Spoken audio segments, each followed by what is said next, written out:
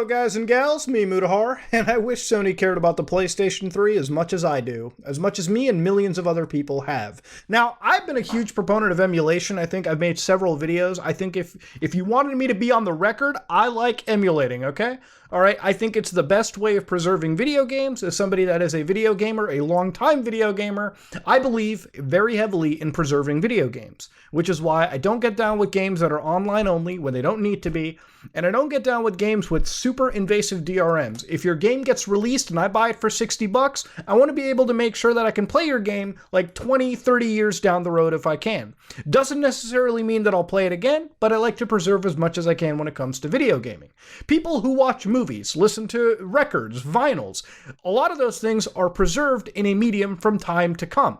But with video games, we've come into a situation where, boy oh boy, the preservation can be very, very hit or miss. Now, to understand, PlayStation, alright, I'm a huge fan of, and they released something, PlayStation Plus Extra Premium, which I guess is their answer to Xbox Game Pass. Now, on the front, I'm actually totally okay with it, okay? I don't really care too much. As much as there are way too many subscription services out in the market, I think for people that are only playing PlayStation, generally what I've seen here is pretty cool. So let's start off with it, okay? According to PlayStation right here, they've got 3 tiers, okay? 3 ways to split up the classes on PlayStation. They've got PlayStation Essential, which means if you want your 2 monthly downloadable games, your exclusive discounts, your cloud storage, and your online multiplayer access, you're going to need PlayStation Plus Essential. To be real, I don't really care too much about PlayStation Plus. I don't play too many online games anyways. Actually, the only thing this is useful for, to me, is like cloud storage. Recently, I was playing Wonderlands with my friend, so I guess it's the only time I ever play on PlayStation servers anyways. But then they have PlayStation Plus Extra. Now, this comes with 400 of the most popular or enjoyable PS4 and PS5 games, including blockbuster hits from our own PlayStation studios. Now, I don't believe this is an exact answer to, Xbox Game Pass, where like every day one game is available on launch. I don't believe they're going to let you play God of War Ragnarok day one through the subscription service. I don't think they're going to let you play Horizon Forbidden West day one through the service. But from what I've seen, the confirmed list is Spider-Man, Miles Morales, both of them, God of War, Returnal, Mortal Kombat 11, and Death Stranding. Dog, just to play Returnal, just for people to experience Returnal, how great that game is.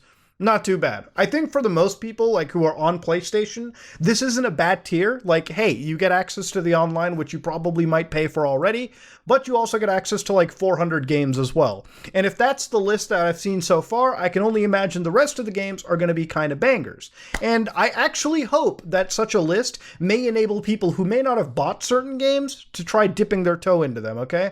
And maybe raise awareness or raise some like popularity. You know what I mean? Like, there's some games that fly under the radar and nobody buys them, but because of these like services like Game Pass and PlayStation Plus, people actually download them because they're not paying for them up front, and they're like, you know what, this game ain't half bad. And maybe in that case, I can see some really awesome things. That's $14.99 monthly, a step up from $10 a month you would pay on PlayStation. I don't think that's terribly bad. I think for $100 a year, if you get access to 400 games, maybe that's something people are willing to pay for. What I am really interested in talking about is PlayStation Plus Premium. This is for like the rich gamers out there, okay? You already, sold your kidney to buy a PlayStation 5. You already thanked God that you could even find one. Now you might be willing to pay that premium. So it includes all that previous shit, plus it adds up to 340 additional games. So asterisks, and the asterisk is 2 things. PS3 games available via cloud streaming. I want you to take that, put it in your back pocket. We're going to get right back to it. A catalog of beloved classic games in both streaming and downloadable options for the original PS1, the PSP, and the PS2. Now, that's fine. All right, streaming games. I may not enjoy the streaming capability. We'll get to that. But to download them and play them through an emulator on your PS5 is a pretty cool thing, okay? And I'm sure there's a lot of PS2 games out there that you should play. .hack, all right? PSP games, Loco Roco, okay? Patapon, all right? You might want to play some Liberty City stories, some Vice City stories. because you ain't getting a remake of that, all right? You can thank the music industry on that one. And the original PlayStation, do I even have to mention games like Akuji the Heartless and Siphon Filter 2? Come on, if that's not part of the service, it ain't worth buying for $18 a month, okay? Pretty expensive.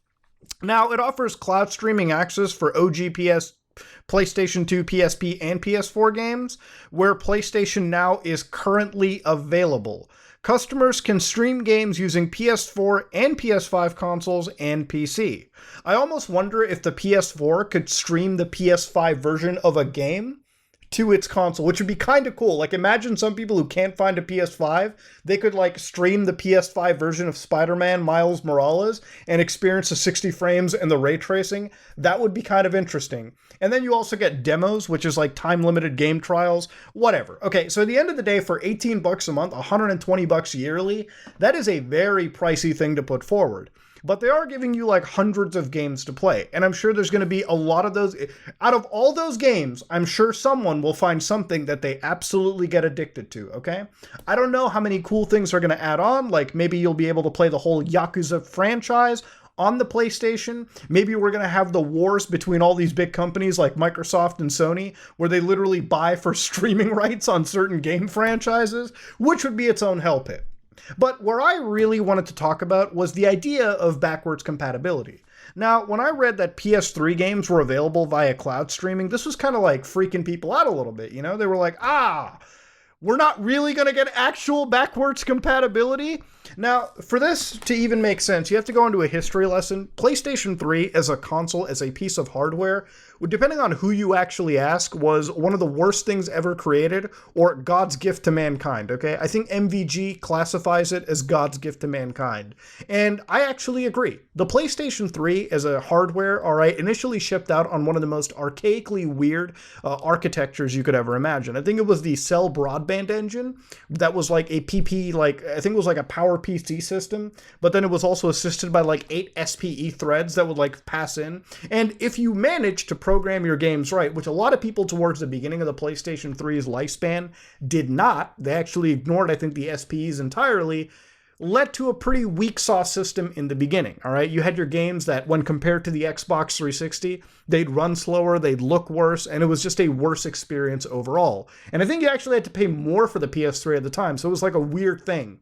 But when it came for PS3 exclusives, right, like games like Last of Us, you know, towards that tail end, when developers knew the system, they started to actually program with the SPEs in mind and ran optimized code for various different avenues of game design, you actually ended up getting games like Last of Us, which looked jaw-droppingly beautiful, right? And of course, if you ask certain people, they'll say, hey, even to this day, the PS3 can stand its own against some decent level systems. In fact, PlayStation 3 is such a popular system, it's such a well-loved system, that projects like RPCS3 have sprouted up and basically allowed us to play nearly like every massive game at some level of okay compatibility, all right? So you're able to actually run PS3 games provided you have the sufficient PC hardware to actually run. And of course, big shout out to Xenia, which is the Xbox 360 emulator team, which is doing a great job getting Xbox 360 games up and running on the PC. So again, reminder here, okay? Emulation is very important because emulation allows us to truly preserve these games. Look, at the end of the day, every PlayStation 3 is going to die out, okay? Hardware is like human beings, okay? Eventually it hits an age range and then you're done, okay? Eventually it'll die out, okay? After a while, things start to fail. Even your computer will fail. The graphic card that I've purchased will die at some point in the future, and I'm going to have to get it replaced. But when we preserve things in a software fashion, when we preserve the programs, when we preserve the emulators, we can launch them on hardware. We can infinitely keep them preserved, okay? Well past our lifetimes. And for gaming, it's important because as somebody that's grown up and played through numerous gaming generations, every single generation has banger titles that unfortunately could be lost to time because the companies involved just frankly don't care enough financially to support them. And I'm not hating on cloud gaming just because of the meme or anything. In fact, when it comes to cloud gaming, we have some of the biggest companies involved: Google, Nvidia, Microsoft, Sony, Amazon. I think even Apple's in the game too. Cloud gaming is something that wants to be pitched as a future, and in a lot of cases, when it's paired with the ability to download games, it's absolutely perfect. In my opinion, the PS2 games that give you the option to download and stream are totally fine. You know, you can download them locally, or let's say you want to play a game like Final Fantasy X, which is an RPG, right? Nothing that requires, precise inputs. You could stream the game without downloading it and just play it, without, the whole like hard drive cost, if you will, right? For people that don't have data caps and a relatively good internet connection, streaming games, certain types, is absolutely fine. But even with, companies like Google, which backed Stadia for a while, you have games like Rainbow Six Siege, for instance, right? Again, depending on the game, mileage may vary, right? But the experience is never there. Even with a gigabit connection in my end, playing Rainbow Six Siege is nearly impossible. Not because of the game looking fuzzier, but just because like input lag is something that you can't ever get rid of. No matter what marketing buzzword gets tossed, latency will always be a part of a connection. And again, unless you're right next to a data center, you're not going to have an enjoyable cloud gaming experience, period. And since this is the only way for PS3 games to be running, it's never going to match local disk-based emulation or local rendering of the actual, game itself. You're always going to have an issue. You're always going to have an inconsistent experience with streaming, with this type of method. And it's not true backwards compatibility. Again, actually having the ability to run games locally would be a big boon and a big benefit. But it just seems like tying a majority of what is the PlayStation backwards compatible library to a, subscription service is already kind of, iffy enough. But then when you add one entire generation, a good generation, tied entirely by cloud, that's something that it's a real hard pill to swallow, and it's a real hard purchase to make. See, with Xbox 360, if you want to preserve video games like Halo Reach, for instance, you can play the MCC version of Halo Reach. Or if you have a Halo Reach disc, you can stick it into your Xbox One, Xbox Series X, whatever device, and it'll download a version of Halo Reach from Microsoft. Basically, it's the ISO file of the game mixed in with the optimized emulator that Microsoft has crafted just for Halo Reach. All those backwards compatible titles on Xbox are just versions of the emulator that have been customized for that specific game in mind. The team plays those games, they make sure that the emulator doesn't have issues, like, hey, you can play the campaign, but the moment we load up like the multiplayer component, the whole emulator crashes. So there's a lot of tweaking, a lot of making sure, a lot of quality assurance to make sure it works right. Now, when it comes to backwards compatibility on the PS5, the only way to truly play these games, like the only native backwards compatibility, is PlayStation 4. So you can install PS4 games onto a PS5, and it works really well. Okay, like at the end of the day, I've not noticed any issues. I'm going to chalk it up to the fact that architecturally and even from a software perspective, there's way more similarities in the PS4 and PS5 generation than whatever obviously came before. Now, PS1 doesn't surprise me from an emulating perspective because Granny's Pacemaker could emulate PS1 games, so I'm sure Sony's got that down. They've already released the PlayStation Classic with the emulators in mind. Now, PlayStation 2, again, emulating it can be kind of hit or miss depending on the program used. It is also a tougher system to emulate because of the various techniques that it was using at the time to render certain effects and certain games. But I don't doubt that they could even achieve that. I'm sure Sony's got that down. PS5 has enough horsepower to manage it. Hell, the PS3 emulated PS2 for a while. PS4 even did the same thing. PSP, no shock there. All these systems, I'm not really surprised. PS3 is tough because, like I told you earlier, that system has a lot of problems it has a lot of complexity regarding its architecture. So really, for a company like Sony to really bother, they have to look at basically what they're getting out of it financially and consider putting it the millions of dollars, because yes, we are talking millions of dollars to research, to really deploy something like this and to constantly keep it maintained. There's no way to put a dollar value on how much this will cost in total until you actually start doing it. Which is why I think a lot of game companies are more interested in remaking older games, because financially it's a lot easier to remake the 10 or 15 exclusives people care about going forward than the entire library running via emulation. Now, PS3 to me is an important generation because not only did I grow up heavily in it, but also there are a lot of games that are being lost to time. Killzone 2 and 3, for instance, good games, lost to time if we don't emulate or back it up sufficiently. Games like Infamous 1 and 2, the majority of the Infamous franchise is on PlayStation 3 and it's up for basically dying out. The Resistance franchise, entirely, save for the PSP, is all entirely on the PlayStation 3. Again, once you lose access to official backwards compatibility, it's really up to the community, the PC gaming community, the PC emulator community, to ensure its survivability. Metal Gear Solid 4. One of the big points, in my opinion, is really the focus of these multi-billion-dollar companies putting effort to quite literally preserve their hardware. You know, if you look at PlayStation 3, right, it's literally a generation that's quite up in the clouds at this point, right? And that comes with its own problems, right? Like, what if enough people don't sub to the service, right? What if it's not financially viable to be running these cloud stream sessions of PlayStation 3? What happens to the backwards compatibility there? It's a lot different than if the certain systems like the PlayStation 5 or PlayStation 6 and 7 have the ability to preserve PlayStation 3 titles. So people can play games like Red Dead Redemption in the future. People can play games like Metal Gear Solid 4 in the future. And I know a lot of people can say that, Red Dead at least, you can play that on the Xbox One. And while that's true, that doesn't mean that the PlayStation side is not...